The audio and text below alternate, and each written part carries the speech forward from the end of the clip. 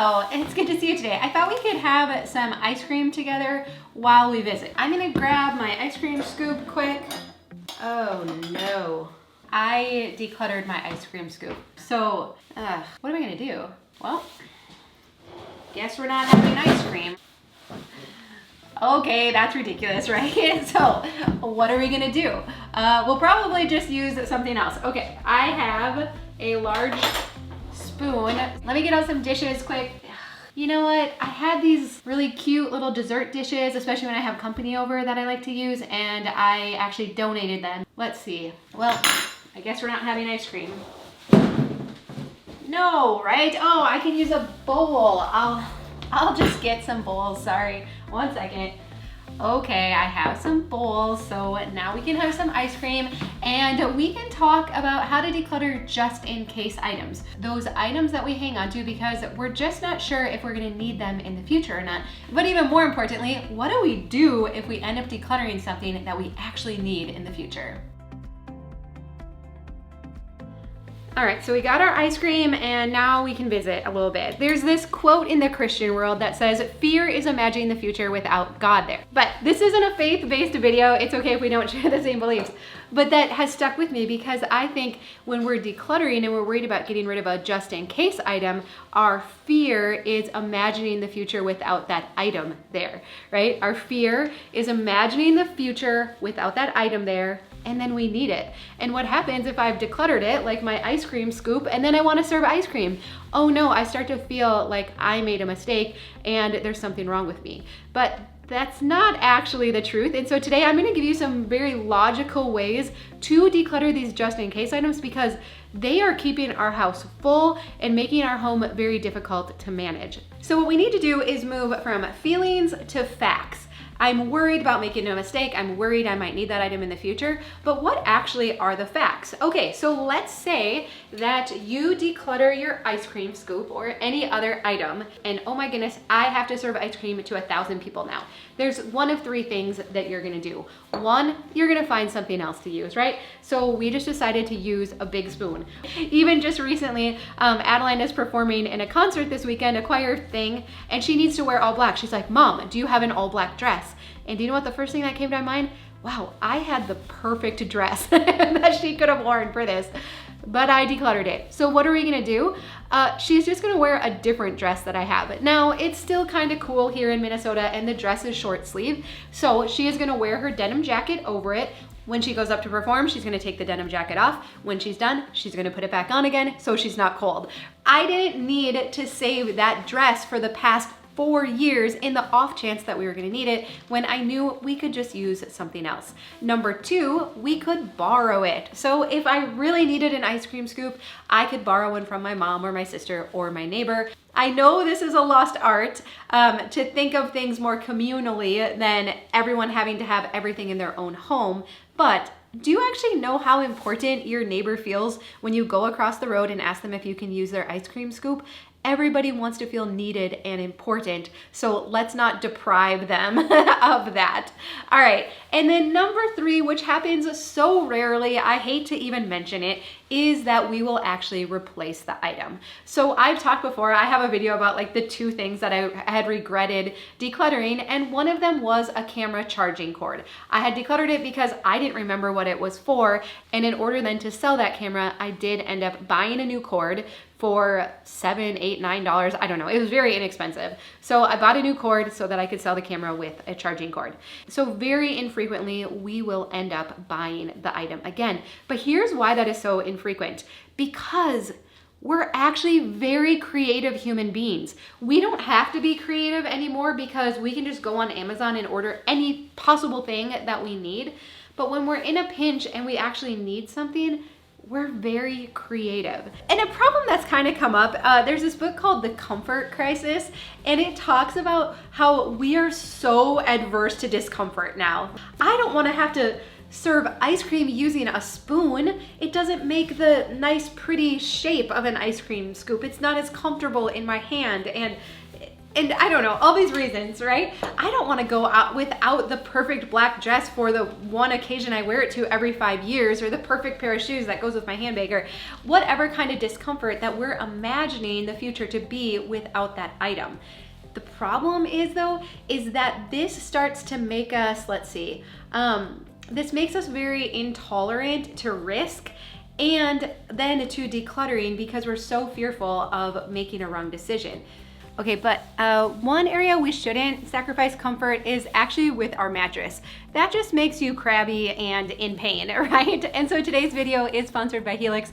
We're so grateful for their support. Helix Sleep are premium mattresses customized to fit your needs and conveniently shipped to your door. And honestly, we're so grateful for our mattress because we hadn't even realized that we were starting to have back pain, wake up feeling stiff, not feeling well rested, and we just thought we were getting older or that's just what happens. We didn't realize that it was our mattress. And so we got to go online. We took the Helix sleep quiz. It only takes a couple minutes, but both you and your partner, you put in your information. For example, what position do you normally sleep in? I'm a side/stomach, back to side sleeper, and Tom prefers stomach and back and side. I don't know, he rolls around a lot. But we were matched with a Helix Dusk Luxe, and we've had it for 2.5 years now. It shows no wear, it's still flat and supportive, and we love it just as much as the first month that we got it. And Helix delivers your mattress right to your door with free shipping in the US. It's conveniently rolled up in a box, and it is so easy to set up. And once it's in your room, you get 100 nights to test it out. So if you're a little unsure about buying something that you haven't gotten to sleep on before, don't worry, you get 100 nights to test it out. So you sleep on it for a bunch of nights in a row, make sure it's the right fit for you. Beyond that, they also have a 10-year warranty too, and Helix mattresses are made right here in the US. And so I know you've heard us talk about our Helix mattress many times, but we really want to encourage you that you deserve to get a good night's sleep too. And if you haven't been sleeping well, your mattress might be to blame. All right, so don't let your sleeping comfort wait. Just visit helixsleep.com/minimalmom. You'll get 20% off your mattress and 2 free pillows too. And you know, when you get a good night's sleep, you just feel so much better about the day. We need good sleep to function and to make good decisions when it comes to our stuff too, right? We live in a very chaotic world right now, and there are big things that happen in the world on a weekly basis. And what can start to happen when our house is cluttered, we've talked about how clutter raises our cortisol levels. And so when our cortisol is raised, we feel more stressed out. So we've learned the direct correlation between clutter and higher stress levels, feeling a little bit anxious and unsafe in our own home. So what happens then when there's sometimes scary things that go on in the world, there's all of this chaos that we're constantly having to process, and then we come home to a kind of chaotic environment. We start to get this outlook on the world of that it is very unsafe, that we live in a scary world where I have no control, it's unsafe, and oh my goodness, what am I gonna do? But the truth is, the world has actually never been safer. We actually, right here where the time we're living in right now, we've never been safer. And so it's very conflicting, but as we begin to get our house simplified, we have a safe place to come home to. It's a haven. It is a place where we can let our guard down, we can recharge, our family can do the same, and it's a place where we can feel safe. So there's actually a lot on the line. But when I get into decluttering and I'm holding something up and I'm like, oh my goodness, I don't want to make a wrong decision. And so again, what I want to encourage you today is that we move from feelings to facts. And I do have a free printable that goes along with this, well, if you find that helpful. So again, my feeling is that I'm afraid of making a mistake, right? And some of us grew up in homes where it was not okay to make a mistake. So I don't want to make light of that feeling. Many of us have come by it very honestly, and it was a real threat in our life. And so I have this feeling, I'm afraid of making a mistake. Now let's move over to the facts. So the facts are, if I declutter something and I need it, here are the 3 options that I have. Now, again, the bottom one is what we get hung up on. We're frugal, we don't want to be wasteful. I don't want to have to buy that thing again, right? So what if you set a budget? What if you said, I am willing to leave a budget of $100 a year to replace items that I might accidentally declutter. So if I accidentally declutter an ice cream scoop or a cord or a pair of pants or a pair of shoes that I could have made use of, a black dress my daughter could have worn in her choir concert, then I am allowing myself a $100 kind of buffer budget to repurchase these items so that I can keep moving forward. Would that be okay? Again, understanding that in the meantime, I'm not buying stuff like I used to. I'm not bringing more stuff into my home. So that $100, I'm not adding it on to the budget. That is like readily available to me from stuff I am no longer purchasing because I am stuff adverse now that I have been decluttering my house. And I don't even want to minimize this. For many of us, $100 is a lot of money, right? But what if you said, I am willing to make up to $100 in mistakes? I almost guarantee, I want to say I guarantee your money back. I almost guarantee that you will not spend $100 a year. I have come nowhere close. I've not even spent $100 total rebuying stuff in the 8 years that I have called myself a minimalist. So I feel very confident that you're not even going to use that budget because you're going to exhaust the first two options, 1 and 2, before you even get to the point of rebuying something. Once in a while, there's still things where I'm like, oh yeah, I could have kept that. I should have kept that, whatever. I don't buy it though. I just use something else. We're very creative, but we've forgotten that because we don't have to be creative anymore. And again, let's not be so adverse to a little discomfort, even if we did end up making a mistake. You know, and sometimes it's easier to think like, well, what's the point? Okay, so I have some extra inventory. I have some things that I'm not using, but we have to remember the link between clutter and stress. And so I love this quote. It's by Joseph Ferrari, who is a professor of psychology at DePaul University in Chicago. And he says, clutter is an overabundance of possessions that collectively create chaotic and disorderly living spaces. So 1 or 2 extra things that you're keeping for just in case, not really a big deal. But it's when these things collect and they add up that then we start to have problems. He goes on to say that he found a substantial link between procrastination and clutter problems in all age groups. But frustration with clutter tended to increase with age. Among older adults, clutter problems were also associated with life dissatisfaction. And so I know we've talked about this before, but I just want to remind you, why is it so important to move this extra stuff out of our house?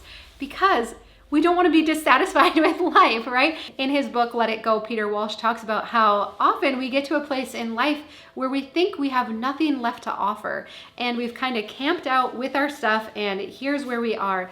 But what he has found is he has helped people declutter their homes, especially in later stages of life, is that they realize that they still have plenty to offer and there are still things to look forward to, but our stuff can keep us stuck if we're not willing to move it out. And so, yes, are there risks involved?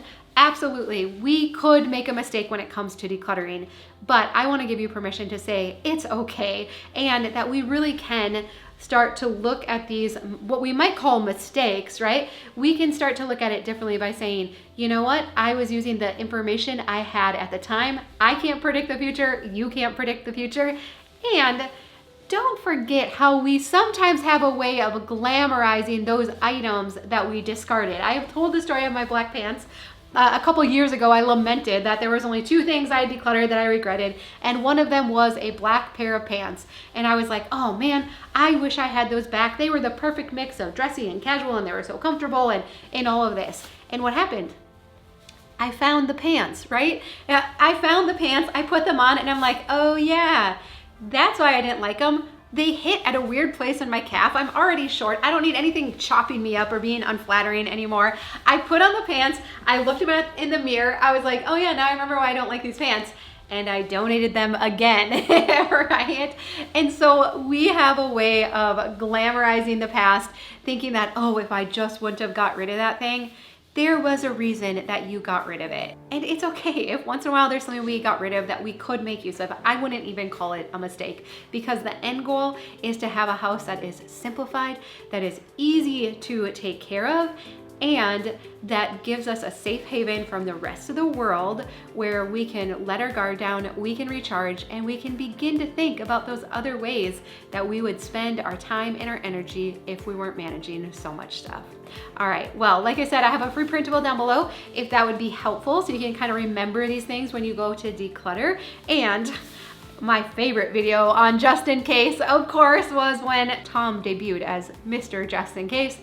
and maybe there was something about throw pillows in there as well. So I'm gonna link to that video, so you can check that out next if you want some more encouragement in that area. But just know that there's nothing wrong with you. We all get hung up on these things, but keep your eyes on the prize, separate out your feelings from the actual facts, and we're gonna be in much better shape.